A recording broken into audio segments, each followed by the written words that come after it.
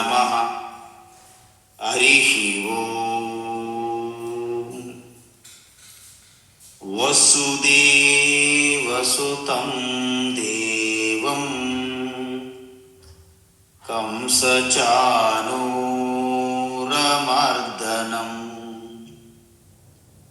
దేవకీ పరమానందం కృష్ణం వందే జగద్గురుం. తీర్త్వా మోహార్ణవం హత్వా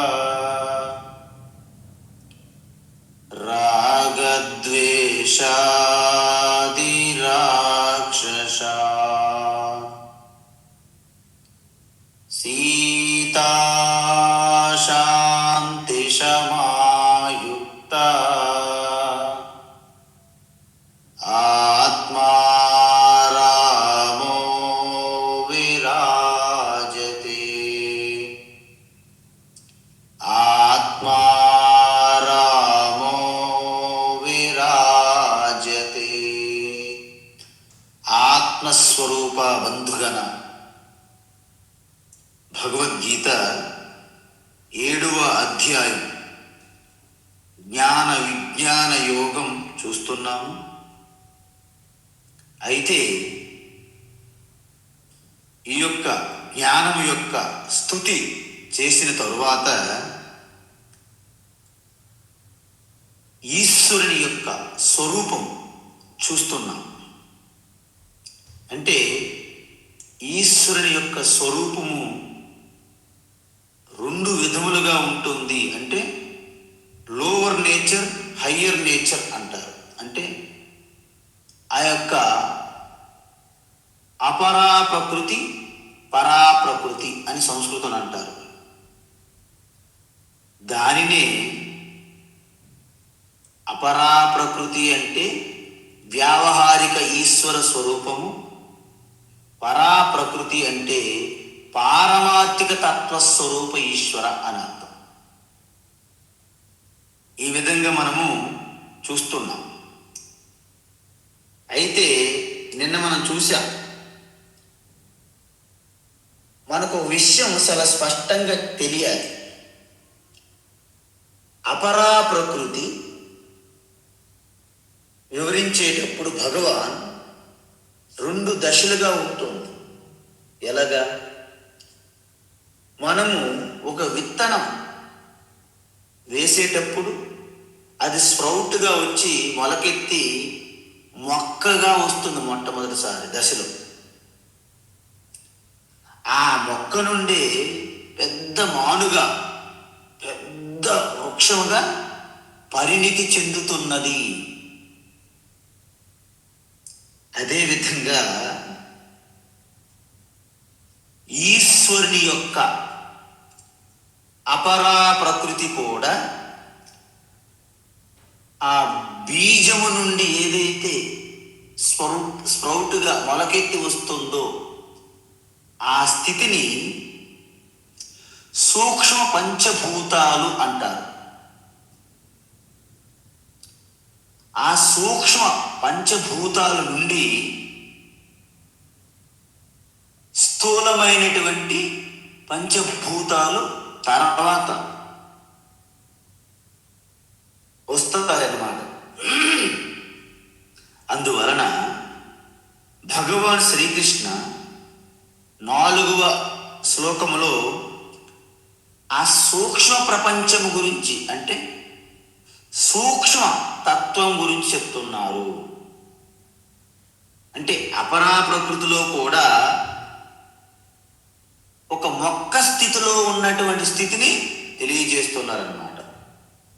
అంటే శుద్ధ చైతన్యము ఉన్నటువంటి దానితో పాటే అపరా ప్రకృతి శక్తిగా ఉంటుంది, శివశక్తిగా చూసాం. నా చెయ్యి ఏదైనా వస్తువు పైకి లేపేందుకు ఉండే ఆ శక్తి 2 కలిసే ఉంటాయి. జగతో పితరౌ వందే పార్వతీ పరమేశ్వరౌ. కాళిదాసు ఏ విధంగా అయితే స్తుతించారో అదేవిధంగా అపరా ప్రకృతి పరా ప్రకృతి రెండు కూడా అనాది నిత్యం ఉంటాయి అన్నమాట. నిన్న మనం రెండింటికి ఉన్నటువంటి భిన్నం, ఆ భేదం చూసాం. పరా ప్రకృతి చేతనతత్వం, అపరా ప్రకృతి జడస్వరూపం, జడం. పరా ప్రకృతి నిర్గుణ స్వరూపం, అపరా ప్రకృతి సగుణ స్వరూపం. పరా ప్రకృతి వికారాలు చెందనటువంటి నిర్వికార స్వరూపం. అపరా ప్రకృతి వికారాలు చెందే సవికార స్వరూపం.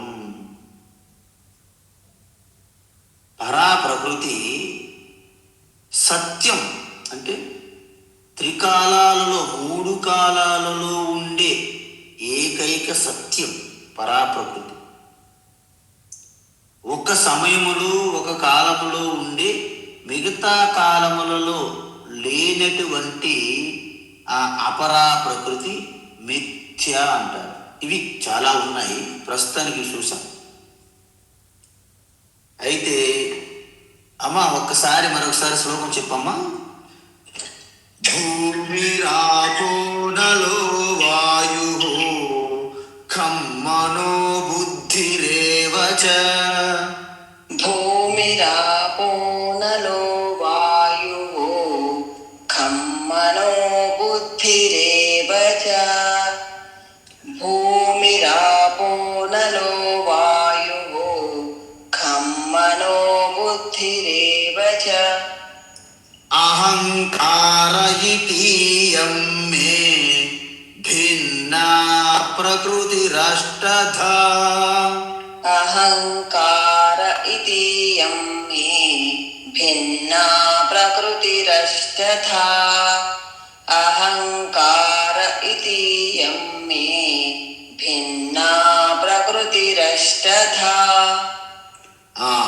ఇప్పుడు భగవాన్ అపరా ప్రకృతి గురించి వివరిస్తున్నారు. ఇక్కడ మీరు ఒక్కసారి సావధానంగా ఉండాలి, ఏకాగ్రతతో. ఈ 4వ శ్లోకములో చెప్పినటువంటి అపరా ప్రకృతి ఏదైతే ఉందో ఆ అపరా ప్రకృతిలో కూడా మొదటి దశ అని అర్థం. ఏమిటి మొదటి దశ? సూక్ష్మ పంచభూతముల గురించి చెప్తున్నారు. అంటే ఈ శ్లోకములో ఈ యొక్క సూక్ష్మ పంచభూతములు ఏవైతే అన్నామో ఈ అపరా ప్రకృతి 8 రూపములుగా విభజించి ఉన్నది అని చెప్తున్నారు. అంటే పంచభూతముల సృష్టి గురించి ముందు చెప్పి తర్వాత ఆ దాంట్లో ఉన్నటువంటి ఆ వెనక ఉన్నటువంటి శక్తి గురించి చెప్తారు తర్వాత. అంటే ఏమిటి? ముందు సూక్ష్మ పంచభూతములు వస్తాయి, తర్వాత అవి స్థూల పంచభూతములుగా మారుతాయి. ఎలాగా? మనం ఇంతకుముందు మీకు చెప్పాను, పంచీకరణము అన్నాం. ఒకసారి గుర్తుందా? పంచీకరణం చెప్పాను, నేను చాలా సమయం కూడా ఎక్కువగా స్పెండ్ చేశాను. ఆ పంచీకరణం అయిన తర్వాతనే స్థూల పంచభూతములుగా వస్తాయి అన్నమాట. ఇప్పుడు కాబట్టి ఈ శ్లోకములో 2వ దశ ఏంటి? సూక్ష్మ పంచభూతాలు తీసుకోవాలి.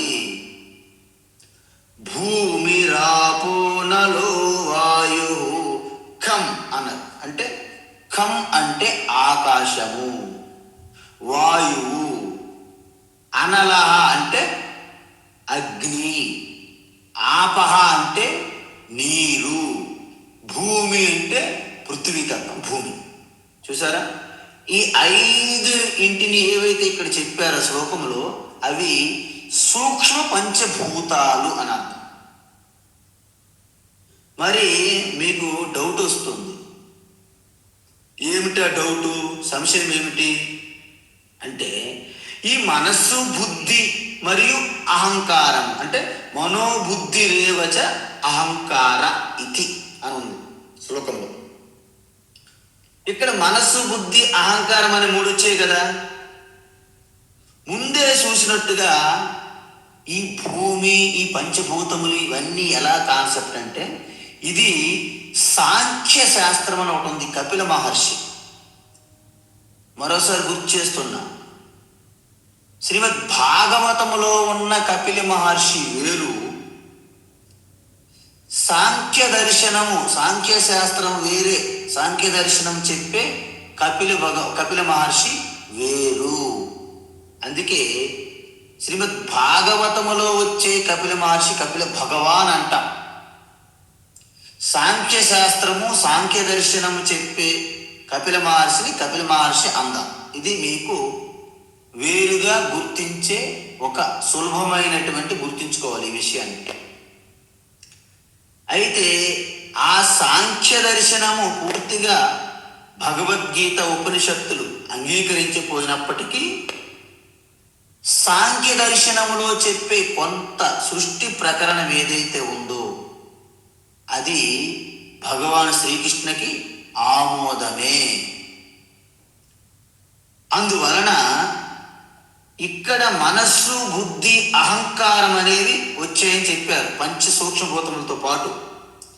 కానీ ఇక్కడ బుద్ధి, అహంకారము, మనస్సు అనేవి మనం డైలీ వాడుతున్నటువంటి పదాలకి భిన్నంగా ఉండాలి అని ఆదిశంకరాచార్య అంటున్నారు. ఎందుకంటే సూక్ష్మ పంచభూతములు అనేవి పంచీకరణం ఇంకా జరగలేదు, వాటిని తన్మాత్రలు అంటారు. తన్మాత్రల స్థితిలో పూర్తి స్థాయిలో మనస్సు, బుద్ధి, ఇంకా అహంకారము ఇంకా ఏర్పడవు. ఎందుకు ఏర్పడవు? పంచీకరణం జరిగిన తరువాత ఆ సూక్ష్మతత్వం యొక్క ఆ కలయిక వలన అంతఃకరణం వస్తుందని చెప్పాను నేను. కాబట్టి ఇక్కడ ఎలా తీసుకోవాలి మరి? సాంఖ్య దర్శనములో చెప్పినటువంటి అవ్యక్తం, మహత్, అహంకారం అనే విధంగా తీసుకోవాలి. ఈ మూడింటికి ఏంట మూడు? మనస్సు, బుద్ధి, అహంకారం బదులుగా అవ్యక్తం, మహత్, అహంకారంగా మనము గ్రహించాల్సి ఉంటుంది. అందుకే గురు శాస్త్రం కలిపి, అంటే గురు ముఖాత్, ఈ గురు శిష్య పరంపర ద్వారా ఈ తత్వం వస్తుంది. ఇంతకుముందు భగవాన్ శ్రీకృష్ణ ఏదో ఒక రికార్డింగ్ చేసి రేడియో కేంద్రం ద్వారా దీన్ని రిలీజ్ చేయలేదు. అందుకే కేవలం అర్జునుడికి డైరెక్ట్ చెప్పారు. సో ఇప్పుడు మీరు చూడండి, ఇంకా 14 లోకాల, 3 లోకాల, 14 లోకాలు ఇంకేమి సృష్టి జరగలేదన్నమాట. ఎందుకు? అసలు మన శరీరాలే ఇంక పుట్టకముందే మనసు, బుద్ధి, అహంకారం ఎలా వస్తుంది? అందువలన ఇంకా సూక్ష్మ దశలోనే ఉన్నది అపరా ప్రకృతి. ఏంటి అపరా ప్రకృతి? భిన్న అష్టద ప్రకృతి. ఇప్పుడు చూడండి మీరు, మనం ప్రతిరోజు కృష్ణ పరమాత్మ 8 మంది భార్యలు పెళ్లి చేసుకున్నారు, 8 మంది భార్యలు పెళ్లి చేసుకున్నారు, తర్వాత 16,108 భార్యలు అంటారు. ఆ 16,000 మరియు 100 తర్వాత చూద్దాం. ఈ 8 అంటే తత్వం ఏంటి? వెనక ఉన్న తత్వం ఏంటంటే, ఈ అష్టదా ప్రకృతి 8 రకాలని చెప్పాం కదా, దీనిని 8 మంది భార్యలు ముఖ్యమైనటువంటి మహారాణులుగా చెప్తారు. ఈ 8 వెనక ఉన్నటువంటి ఆ పరా ప్రకృతి కృష్ణ. ఈ విధంగా చెప్పిన తర్వాత మరి పరా ప్రకృతి ఏమిటి ఇప్పుడు చెప్తున్నారన్నమాట భగవాన్ శ్రీకృష్ణ. అపరేయమితస్త్వన్యా अपरेयमितस्त्वन्याम् अपरेयमितस्त्वन्याम् ప్రకృతిం విద్ధి మే పరా प्रकृतिं विद्धि मे पराम् प्रकृतिं विद्धि मे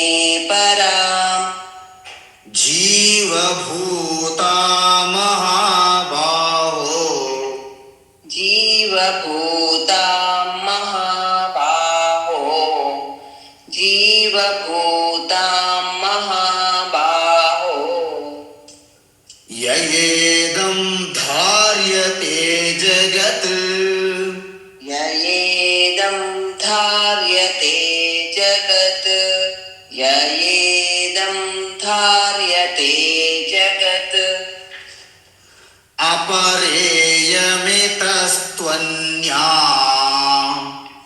ప్రకృతిం విద్ధి మే పరా अपरेयमितस्त्वन्यां प्रकृतिं विद्धि मे पराम् अपरेयमितस्त्वन्यां प्रकृतिं विद्धि मे पराम् జీవభూత మహాబాహో యయేదం ధార్యతే జగత్ जीवभूतां महाबाहो ययेदं धार्यते जगत् जीवभूतां महाबाहो ययेदं धार्यते जगत् ఉత్తమం. అయితే మనం చూసాం ఈ 8 విధములుగా ఉన్నటువంటి ఈ అపరా ప్రకృతి నా యొక్క కింది స్థాయి స్వరూపము అని చెప్పారు భగవాన్. ఎందుకు? ఆయన మనకి నారాయణీయం అని ఒకటి ఉంది, చిన్న గ్రంథం. దానిలో భగవాన్ గురించి ఏం చెప్పారు చూసారా? సాంద్రానందావబోధాత్మక అనుపమితం దేశకాలావధిభ్యా నిర్ముక్తం నిత్యముక్తం నిగమశత సహస్రేణ నిర్భాసమానం అని అంటారు. అంటే సాంద్రానందావబోధాత్మకం అనుపమితం దేశకాల అవధి అంటే దేశకాలకి అతీతమైనటువంటి తత్వము. ఎందుకు? మీరు చూడండి, ఈ కాలములో అంతర్పాతిగా ఉన్నటువంటి ప్రతి ఒక్కటి మారిపోక తప్పదు, వికారం చెందక తప్పదు. ఒకప్పుడు మ్యానుఫ్యాక్చరింగ్ డేట్ ఉన్న ప్రతి దానికి ఎక్స్పైరీ డేట్ అనేది అవశ్యం జరుగుతుంది అన్నమాట. అందుకే ఈ సాంద్రావనంద బోధాత్మకం ఏదైతే సచ్చిదానంద చైతన్యం ఉన్నదో అది దేశకాలకి అతీతం అన్నమాట. అందుకే మాయా కల్పిత దేశకాలంలో ఆ మాయావి ఆ యొక్క చైతన్య స్ఫురణ దానికి అతీతము అని అర్థం. అందువలన ఏమంటున్నారు? ఇయం అపరా.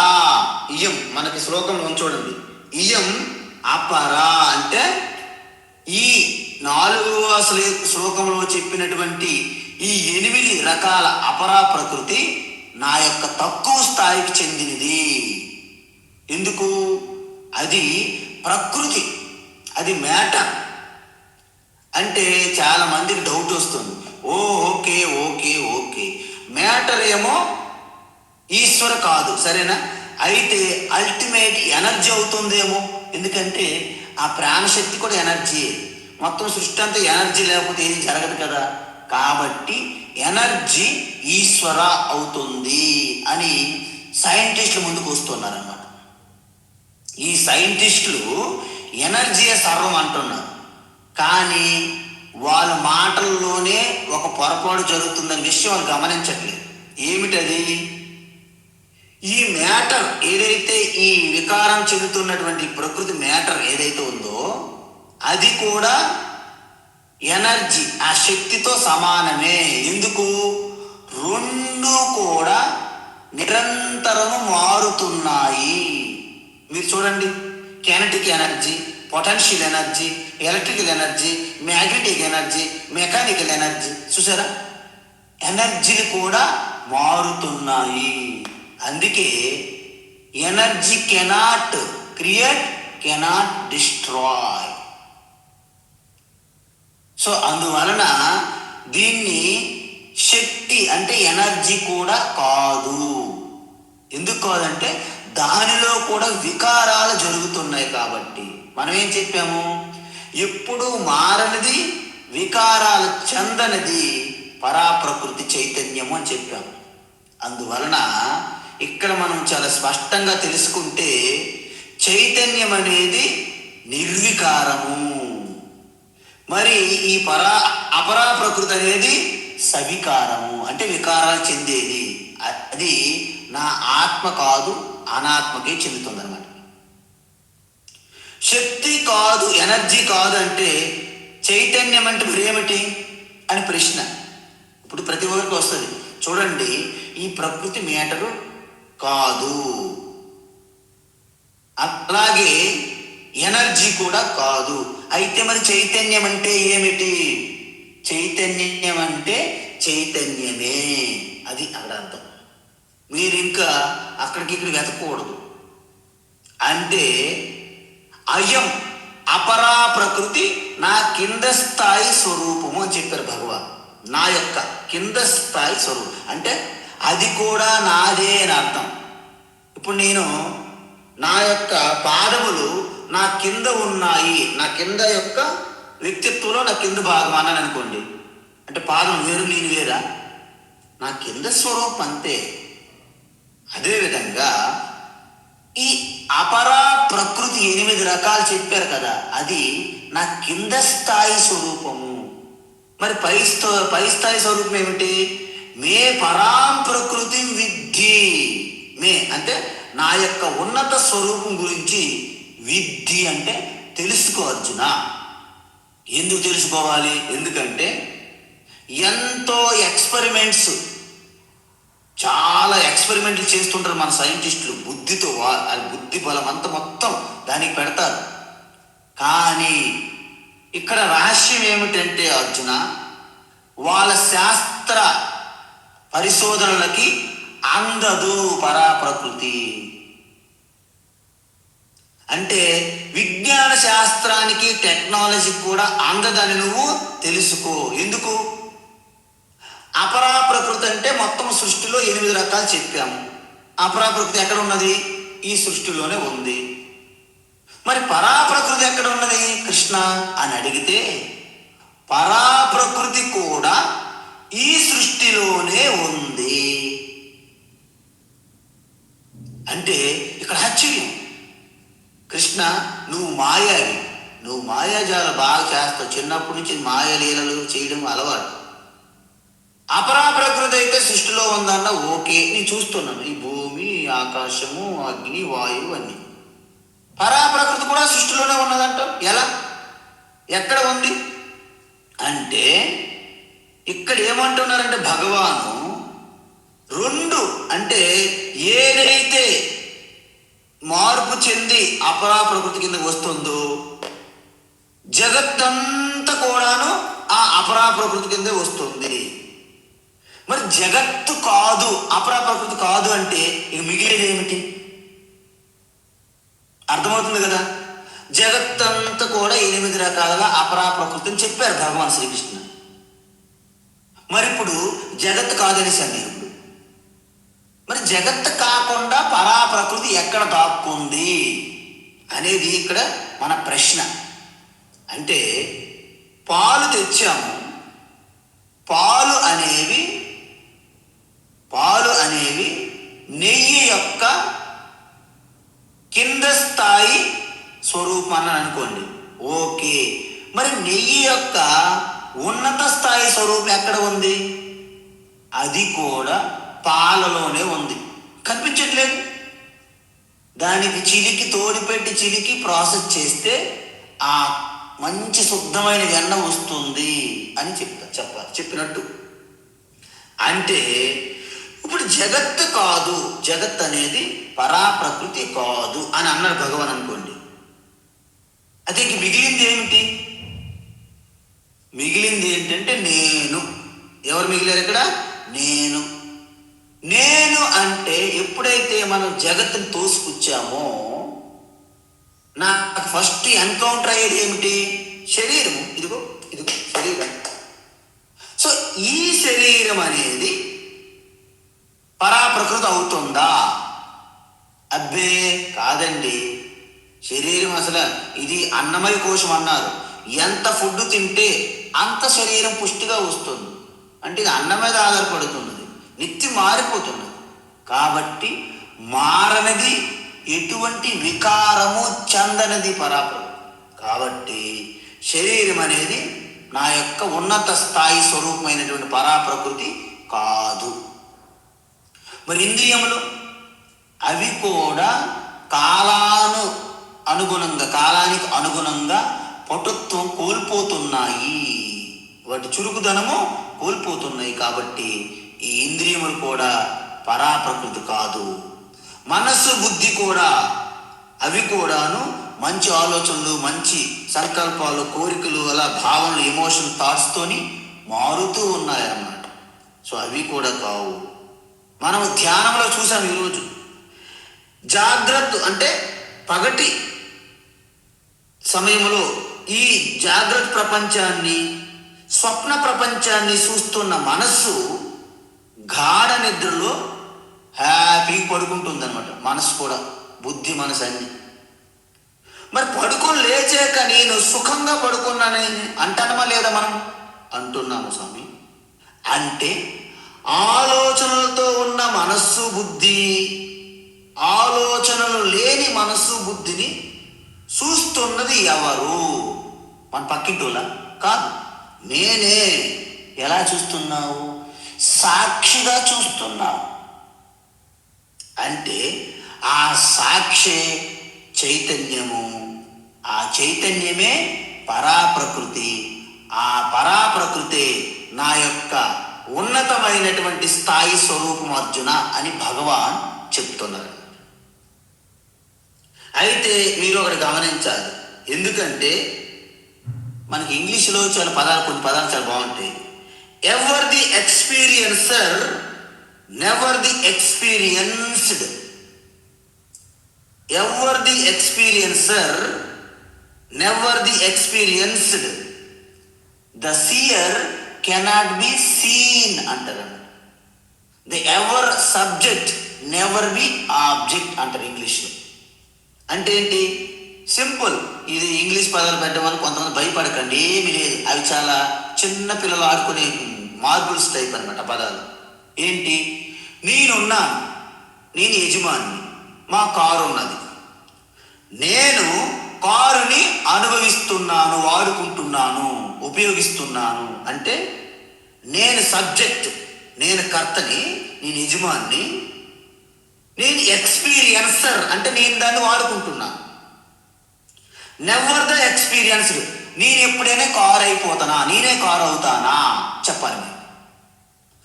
నేను కారు వాడుతున్నాను, నా యొక్క కారు, నేను కారు కాను. స్పష్టం.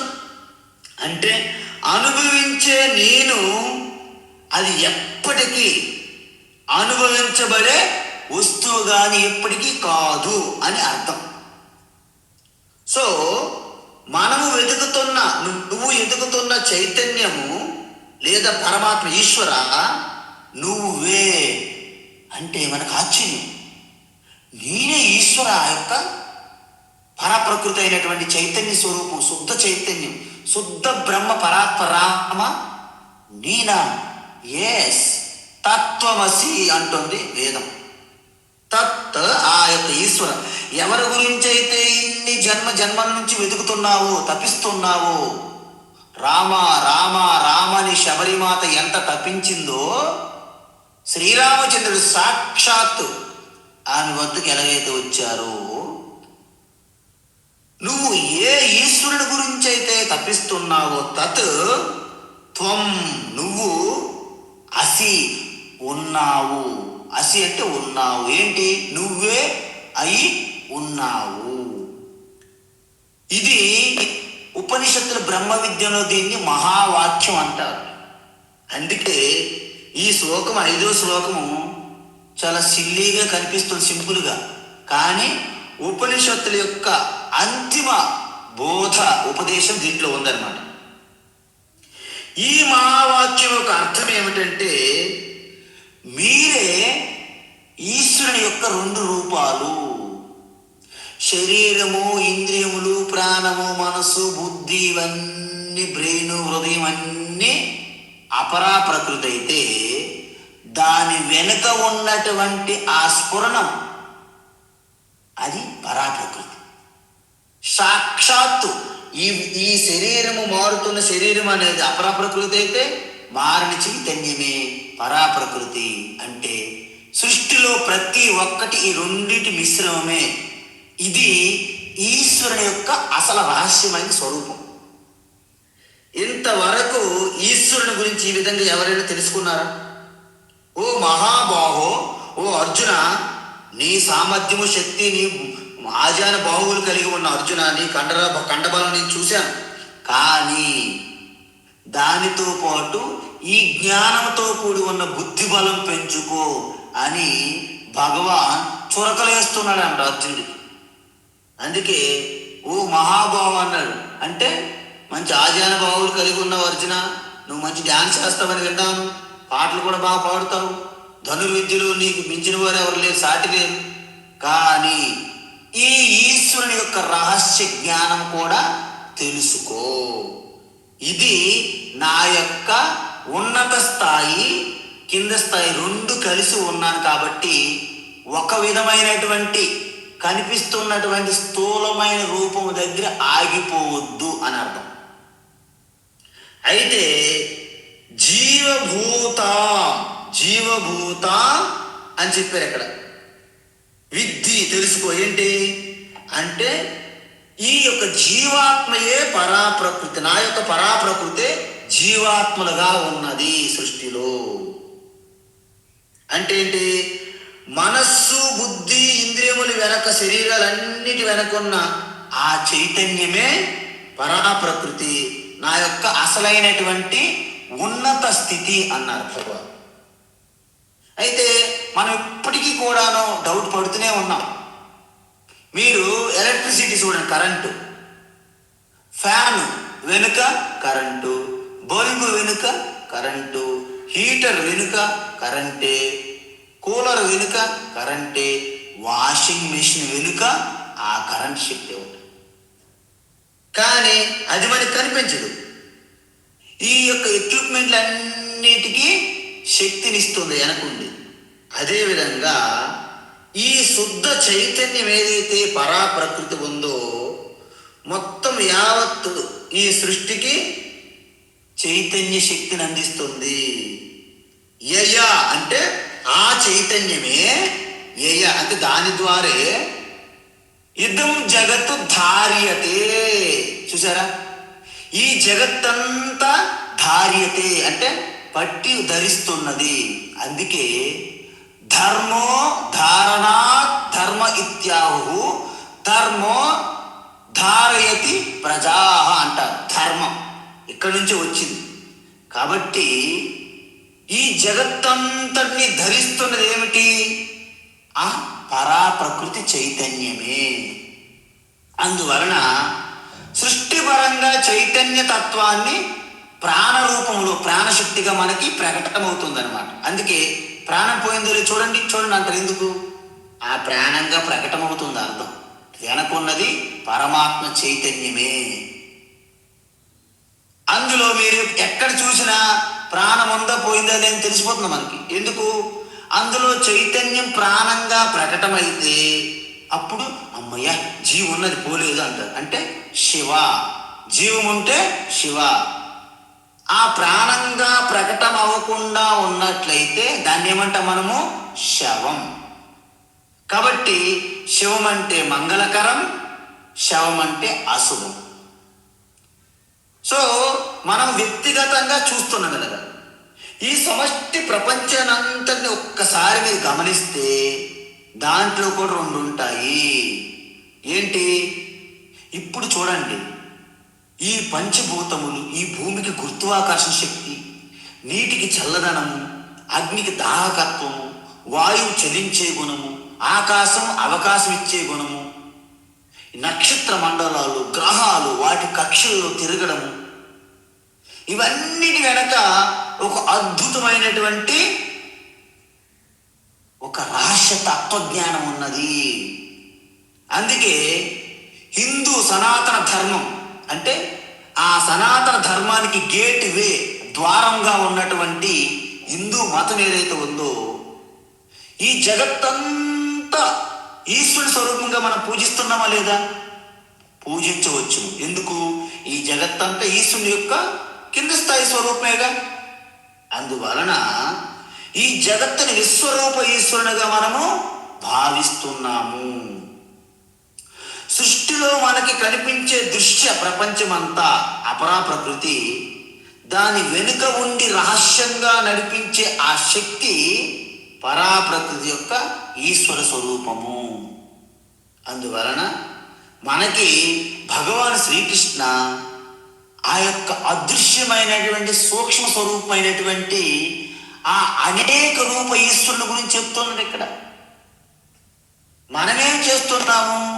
కేవలము ఒక్క ఈశ్వర రూపాన్ని పరిమితమైపోయి మిగతా ఈశ్వర రూపాలను మనం నిందిస్తున్నాం. మనము కట్టుబొట్టు జుట్టులకి పరిమితమైపోయి ద్వేషిస్తున్నాం. అందువలన మీరు ఏదైతే ఒక ఈశ్వరుని నిజంగా మీరు దర్శించాలనుకుంటే ఏకరూప ఈశ్వరుని నుండి అనేక రూప ఈశ్వర స్థాయికి మనము చేరాలి. ఒకే రూపంగా దర్శిస్తున్న ఏకరూప ఈశ్వరుని యొక్క పూజ భక్తి ఎలిమెంటరీ లెవెల్ అంటారు, ప్రాథమిక పాఠశాల లెవెల్. అక్కడ నుండి నేను పూజిస్తున్నా, నేను చేవిస్తున్నా ఆ ఈశ్వరే అన్ని రూపాల్లో ఉన్నారు ఒకే ఈశ్వర అని తెలుసుకుంటే ఇంటర్మీడియట్ లెవెల్. అసలు రూపమే లేదు అంటే వెలుగుతున్న బల్బు ఫ్యాన్ అయితే మనకు తెలుసు, వెనుక ఉన్న విద్యుత్ శక్తిని మనము చూడలేము. అలాగా రూపము లేని చైతన్య స్వరూప ఈశ్వరుని చేరుకోవడమే అది ఉత్తమ భక్తి, అత్యుత్తమ భక్తి. అందుకే భగవాను ఏం చెప్పాడు వేదములలో? వేదములు కూడా నేనే చెప్పాను అన్నాడు భగవాన్. ఏంటి? సహస్రశీర్షా పురుష సహస్రాక్ష సహస్రపాత్ స భూమిం విశ్వతో వృత్వా అత్యతిష్టదశాంగులం పురుష ఏవేదగం సర్వం యద్భూతం యచ్చ భవ్యం ఉతామృతత్వశేషానః. అంటే మొత్తము ఈ విశ్వమంతా కూడా ధరించి పోషిస్తున్నటువంటి ఒక చైతన్య స్వరూపమే పురుష సూక్తంగా ప్రకటమైనది. అందుకే ఏమన్నారు అక్కడ మొత్తం సృష్టి అంతా ఈశ్వరుని శరీరం అన్నమాట. బ్రాహ్మణోస్య ముఖమాసీత్ బాహూరాజన్యకృతః ఊరు తదస్య యద్వైశ్యః పద్భ్యాగుం శూద్రో అజాయత చంద్రమా మనసో జాతః చక్షో సూర్యో అజాయత అని చూసారా? సూర్యుడు చంద్రుడు తన యొక్క నేత్రములను చెప్తారు, త్వరలో తర్వాత చెప్తారు 11వ అధ్యాయంలో. సూర్యచంద్రుడు నా యొక్క నేత్రములు అర్జున అని ప్రకటిస్తారు. దీన్ని బట్టి మీకేమర్థమైంది?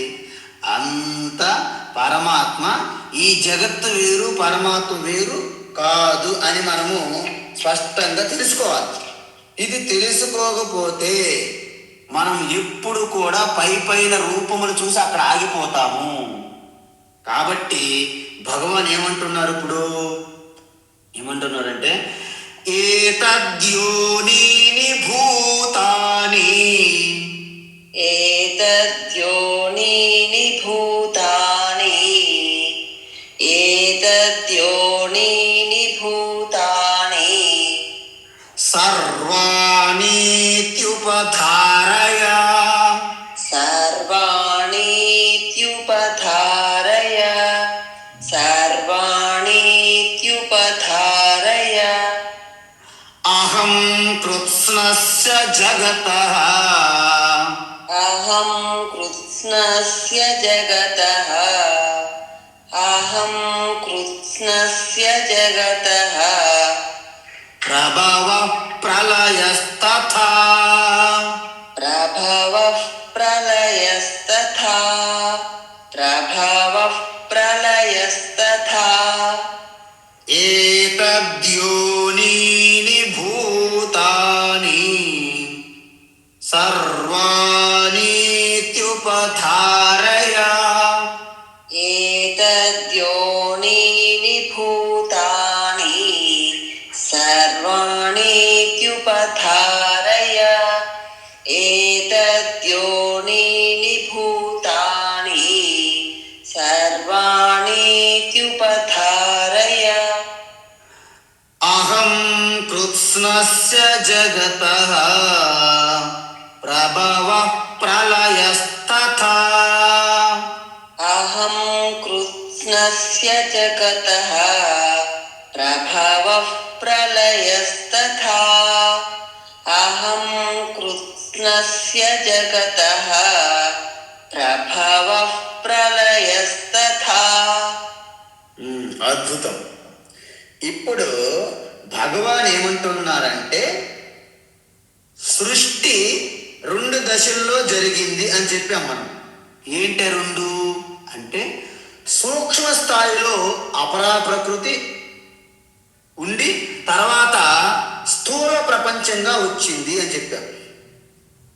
అయితే ఈ భిన్న అష్టదా ప్రకృతి అని చెప్పారు కదా, అక్కడ నుండి సూక్ష్మ పంచభూతములు అవ్యక్తము మహత్తు అహంకారం పుట్టాయని అవి 8 అని చెప్పాం. ఇప్పుడు 5వ శ్లోకం, మరి 4వ శ్లోకంలో చెప్పాము. 5వ శ్లోకంలో దాని వెనక నడిపిస్తున్నటువంటి ఆ చైతన్యమే పరాప్రకృతి చెప్పాం. ఈ 2 కలిస్తే ఏమవుతుంది? పెద్ద వృక్షం ఎలాగైతే అవుతుందో చిన్న మొక్క నుండి ఆ పెద్ద వృక్షంగా మారడమే విరాట్ స్వరూపము, విశ్వరూపము, జగత్తు వచ్చింది. ఇప్పుడు ఈ జగత్తులో అన్ని శరీరాలు, సూర్య నక్షత్ర చంద్ర గ్రహాలు అన్నీ కూడాను మొత్తం ఫుల్ మేనిఫెస్ట్ అయ్యమాట. పూర్తి వ్యక్త స్వరూప ప్రపంచం అన్నమాట వచ్చింది. అలా స్థూల ప్రపంచం అంతా కూడా సూక్ష్మ పంచభూతాల నుండి వచ్చాయి అని మనం చెప్పాం. దానికి ఏంటి ప్రక్రియ? పంచీకరణ ప్రక్రియ అని చెప్పాను. అందుకే ఈ పంచభూతాలు ఆకాశము, వాయువు, అగ్ని, నీరు, భూమి ఇవి పంచభూతాలు కాబట్టి భూతాల నుండి వచ్చిన వాటిని భౌతికం అంటారు. అందుకే దీన్ని భౌతిక ప్రపంచం అంటారు. విన్నారా? భౌతికం అంటే ఆ సూక్ష్మ భూతాల నుండి వచ్చిన వాటిని భౌతికం అంటారు. అందుకే ఇది భౌతిక శరీరము, భౌతిక ప్రపంచం అంటాం, స్థూలం. అందువలన మన శరీరంలో మీరు ఒక్కసారి గమనిస్తే ఈ 5 తత్వాలు ఉన్నాయి. అంటే 172% వరకు దగ్గర నీరే ఉందట మనలోను. తర్వాత కొంచెం పాటి భూమి తత్వం ఉంటుంది ఎక్కువగా, నీరు ఉంది ఎక్కువగా, అగ్ని, వాయువు, ఆకాశం 5 కూడా మిక్సర్ అయి ఉన్నాయి మనలోను. కాబట్టి వాతావరణంలో ఎటువంటి ఉష్ణోగ్రత మారుతున్నా మన యొక్క లోపల ఉన్నటువంటి ఉష్ణోగ్రత మారకుండా బ్యాలెన్స్ చేస్తుందన్నమాట ఆ సిస్టమ్. ఎంత అద్భుతం చూడండి. అందుకే మన కంటికి కనబడిన అత్యంత చిన్న క్రిముల నుంచి కూడా మనిషి వరకు, అంటే అత్యంత మానవుడుగా మొత్తం ఏదైతే ప్రకటమైన ఆవిష్కరణ జరిగిందో అక్కడ నుండి ఒక బ్యాక్టీరియా, ఒక వైరస్ వరకు ఈ సృష్టి అంతా కూడాను అద్భుతమైనటువంటి భౌతిక ప్రపంచ సృష్టి. ఎలా జరిగింది అంటే ఏతద్యోనిని, నా నుంచి వచ్చింది అంటారు.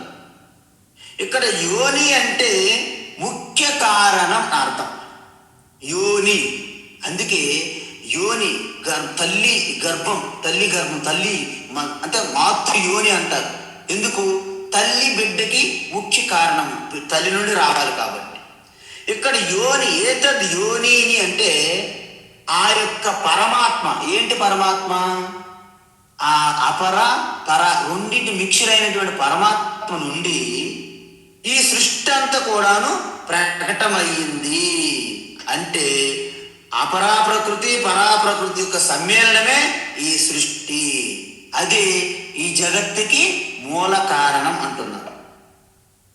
అయితే మనకు ఒక చిన్న డౌట్ వస్తుంది.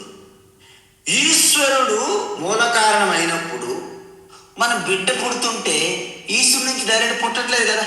మీ అందరికీ తెలుసు, బిడ్డ తల్లిదండ్రులకి ద్వారా వస్తున్నారని మనందరికీ తెలుసు. అంటే ఏంటి? బిడ్డ కారణం ఎవరు? తల్లిదండ్రులు కదా. మరి ఈశ్వరుడు ఎలా కారణం అని మీకు ఎవరికైనా సందేహం రాలేదా? వస్తుంది. అయితే ఇక్కడ తల్లి తండ్రి అనేవారు ముఖ్య కారణం కాదు అంటున్నారు భగవాన్ శ్రీకృష్ణ. ఎందుకు? ఆ తల్లిదండ్రులకు కూడా ఒక కారణం ఉన్నది. ఎవరు? మన తాత నాయనములు. మరి ఆ తాత నాయనములు ఏమైనా అల్టిమేట్ కారణమా? కాదు. వారికి కూడా కారణం ఉన్నది. ఎవరు? వారి తల్లిదండ్రులు. అలా మనం వెతుక్కుంటూ పోతే చివరికి మనం ఎక్కడ తేలుతాం తెలుసా మీరు? పూర్తిగా ఆ యొక్క సృష్టికర్త ఈశ్వర అపరా ప్రకృతి పరాప్రకృతి అక్కడ తేలాలి తప్ప వేరే మార్గం మనకి లేదు. అందువల్ల ఈశ్వరయే జగత్తు అయ్యారు అని చెప్పాను మనం. ఏమని? జగత్తుకి మెటీరియల్ కారణము ఈశ్వరే. అది తయారు చేసే ఆ సృష్టికర్త జ్ఞానస్వరూపం కూడా ఈశ్వరే అని చెప్పాను. అంటే ఈశ్వరే ఈ జగత్తుగా మారి ఉన్నది మన ముందు. అది ఎలా సాధ్యం అంటే మీరు ఒకటి గమనించండి. ఈ సూక్ష్మంగా అవ్యక్తంగా చైతన్య స్వరూప ఈశ్వరుడు గురించి చెప్తే ఎవరు అర్థం చేసుకునే పరిస్థితులు లేరు. కాబట్టి మహాత్ములు ఏంటి గమనించారంటే మన నుండి వీళ్ళింత సూక్ష్మతత్వాన్ని పట్టుకోలేరు. కాబట్టి వీళ్ళకు ఒక ఏకరూపంగా ఉన్న ఈశ్వరుని పరిచయం చేద్దాం అని ఏకరూప ఈశ్వర భక్తి ప్రవేశపెట్టడం జరిగింది. దాని గురించి శ్రవణం కీర్తనం విష్ణు స్మరణం పాద సేవనం, ఇవి చేయడం చాలా సులభం మనోళ్ళకి. అందువలన ఈ ప్రవేశపెట్టారనమాట. ఈ ప్రవేశపెట్టిన తర్వాత భగవాను మహర్షులు ఏమి ఎక్స్పెక్ట్ చేస్తున్నారు మన నుండి? ఏకరూప భక్తి అనేది ప్రారంభ దశలో మీరు ప్రారంభించి మెల్లగా ఆ యొక్క విష్ణు ఏదైతే శివ, దేవి, గణేష్, హనుమాన్, రామ ఏ రూపమైనా తీసుకున్న ఆరంభంలో దానిలో పూర్తిగా నిష్ఠ సాధించిన తర్వాత మీరు సృష్టి మొత్తము కూడా ఈశ్వర స్వరూపంగా ఉన్నదని మారాలి. లేకపోతే ఏమవుతుంది? ఒకే రూపంగా ఉన్న ఈశ్వరుడు ఎక్కడో కైలాసంలో కూర్చున్నారు, లేకపోతే వైకుంఠంలో కూర్చున్నారు అంటారు. స్వామి చిన్మయానంద అంటారు, కైలాసంలో కూర్చుని ఆయనకు ఫ్యామిలీ ఉంది, గణేష్, కుమారస్వామి అవన్నీ ఉన్నారు. వాళ్ళ గొడవలు తీర్చుకుంటే సరిపోతుంది. మన గొడవలు ఎప్పుడు చూస్తారు? అలా కాకపోతే ఆ క్షీర సముద్రంలో, క్షీరసాగరంలో ఆ ఆదిశేషులు పడుకున్నటువంటి ఆ విష్ణుమూర్తి ఒకవేళ నిజంగా అదే వాస్తవం వైకుంఠంలో ఉన్న విష్ణువే నిజమైన పరమాత్మను భావిస్తే ఇంక జగత్తులో విష్ణు లేరనుకుని అనుకుంటే ఎంతకాలం అలాగ పడుకుని ఉంటారు మనం లేవకుండా? ఆ తల్లి మహాతల్లి లక్ష్మీదేవి అలాగ మసాజ్ చేస్తూనే ఉంటుంది కాళ్ళకి. ఈ పాటికి ఆయన కాళ్ళు చేతులు అవయవాలన్నీ పనిచేస్తున్నా లేదో డౌట్ వస్తుంది మనకి. ఎందుకు? ఎంత కాలం పాటు అలా పడుకొని ఉంటారు ఆయన కదలకుండా. కాబట్టి అది అపరా ప్రకృతి స్వరూపమైనటువంటి ఈశ్వరుడుగా మీరు తీసుకోండి. కానీ అసలు అయినటువంటి ఈశ్వర సృష్టి మొత్తం కూడా వ్యాపించి ఉన్నారు నారాయణ. అంత బహిష్ట తత్సర్వం వ్యాప్య నారాయణ తిష్టత అన్నది కారణం ఇది. అందువలన నారాయణ లేనిది అసలు సృష్టి లేదు. సృష్టి అందువలన ఎవరైనా మీకు దేవుడు ఎక్కడ ఉన్నాడు అడిగారు అనుకోండి, మీరు సమాధానం చెప్పొద్దు వైకుంఠం కైలాసం లేనట్లు వద్దు. మనకి దేవుడు ఎక్కడ లేడు నాకు చూపెట్టు అని మనం ఎదురు ప్రశ్న వేయాలి వాళ్ళకి. మనం ఈశ్వరుడు ఎక్కడ లేడు అది చెప్పు ఫస్ట్, లేని ప్రదేశం నాకు చూపెట్టు ఫస్ట్ అని చెప్తే వాళ్ళకి ఆశ్చర్యం కలుగుతుంది. అందువలన ఏకరూప భక్తితో మనం ప్రారంభించి అనేక రూపం అంటే విశ్వరూప భక్తి అంటారు దీన్ని. విశ్వరూప ధ్యానము, విశ్వరూప ఉపాసనము, విశ్వరూప పూజ. అందువలన ఈ విధంగా అందుకు మనము నీరు, భూమి, చెట్టు, చేమ, సూర్య, చంద్ర, నక్షత్రాలు ప్రతి మనిషిలోనూ ఉన్నటువంటి ఆ ఈశ్వరునే మనము పూజిస్తున్నాము. అందుకే మానవ సేవయే మాధవ సేవ అని అన్నారు, నరులు సేవయే నారాయణ సేవ అన్నారు. చందనయే సుదేశ్ కా మాటి తపో భూమి హర గ్రామ హై, हर बाला देवी की प्रतिमा बच्चा बच्चा राम है, बच्चा बच्चा राम है. चंदन ये सुदेश का माटी तपो भूमि हर ग्राम है, हर बाला देवी की प्रतिमा बच्चा बच्चा राम है, बच्चा बच्चा राम है అని మన వాళ్ళు చెప్పడానికి కారణం ఇదే.